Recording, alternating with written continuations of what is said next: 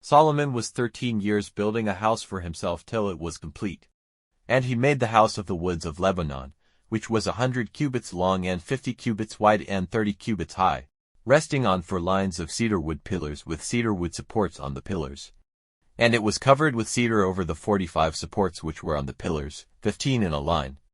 There were 3 lines of window frames, window facing window in every line. And all the doors and windows had square frames, with the windows facing one another in 3 lines. And he made a covered room of pillars, 50 cubits long and 30 cubits wide, and with steps before it. Then he made a covered room for his high seat when he gave decisions. This was the covered room of judging. It was covered with cedar wood from floor to roof. And the house for his living place, the other open square in the covered room, was made in the same way.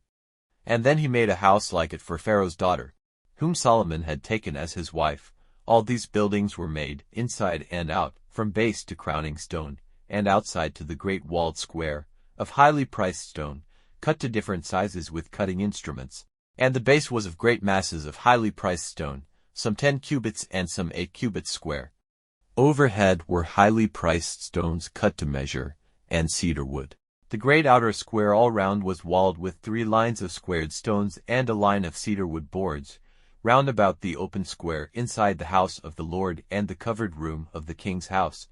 Then King Solomon sent and got Hiram from Tyre. He was the son of a widow of the tribe of Naphtali, and his father was a man of Tyre, a worker in brass. He was full of wisdom and knowledge and an expert worker in brass. He came to King Solomon and did all his work for him. He it was who made the 2 brass pillars. The first pillar was 18 cubits high, and a line of 12 cubits went round it, and the second was the same. And he made the 2 crowns to be put on the tops of the pillars, of brass made soft in the fire. The crowns were 5 cubits high. There were nets of open work for the crowns on the tops of the pillars, a net of open work for one and a net of open work for the other. And he made ornaments of apples, and 2 lines of apples all round over the network, covering the crowns of the pillars. The 2 crowns in the same way. The crowns on the tops of the pillars were ornamented with a design of flowers, and were 4 cubits across. And there were crowns on the 2 pillars near the round part by the network, and there were 200 apples in lines round every crown. He put up the pillars at the doorway of the temple, naming the one on the right Jachin, and that on the left Boaz. The tops of the pillars had a design of flowers. And the work of making the pillars was complete. And he made a great metal water vessel 10 cubits across from edge to edge, 5 cubits high and 30 cubits round. And under the edge of it, circling it all round for 10 cubits, were 2 lines of flower buds, made together with it from liquid metal. It was supported on 12 oxen, with their back parts turned to the middle of it, 3 of them facing to the north, 3 to the west, 3 to the south, and 3 to the east. The vessel was resting on top of them. It was as thick as a man's open hand, and was curved like the edge of a cup, like the flower of a lily. It would take 2,000 baths. And he made 10 wheeled bases of brass, every one 4 cubits long, 4 cubits wide, and 3 cubits high. And the bases were made in this way. Their sides were square, fixed in a framework, and on the square sides between the frames were lions, oxen, and winged ones. And the same on the frame, and over and under the lions and the oxen and the winged ones were steps. Every base had 4 wheels of brass, turning on brass rods, and their 4 angles had angle plates under them.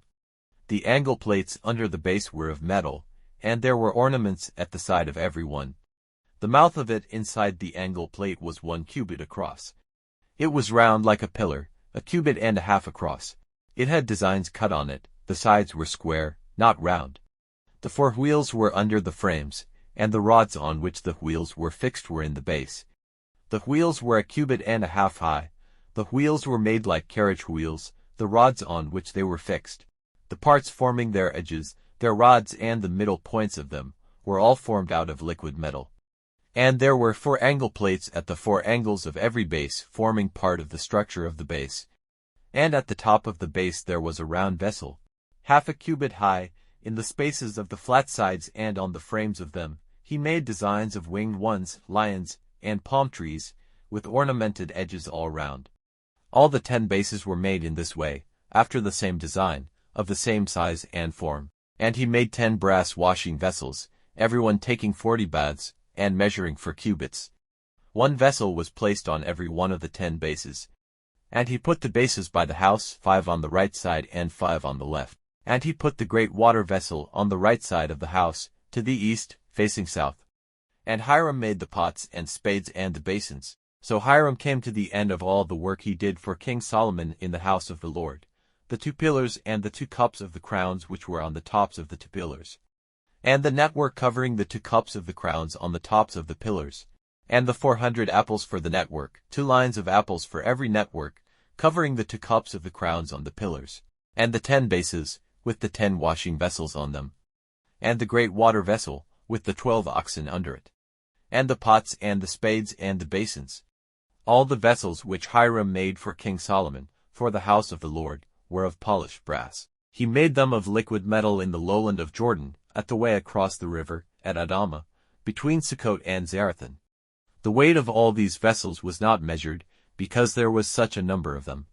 It was not possible to get the weight of the brass. And Solomon had all the vessels made for use in the house of the Lord, the altar of gold and the gold table on which the holy bread was placed, and the supports for the lights, 5 on the right side and 5 on the left before the inmost room, of clear gold, and the flowers and the lights and all the instruments of gold, and the cups and the scissors and the basins and the spoons and the firetrays, all of gold, and the pins on which the doors were turned, the doors of the inner house, the most holy place, and the doors of the temple, all of gold. So all the work King Solomon had done in the house of the Lord was complete. Then Solomon took the holy things which David his father had given, the silver and the gold and all the vessels, and put them in the storehouses of the house of the Lord,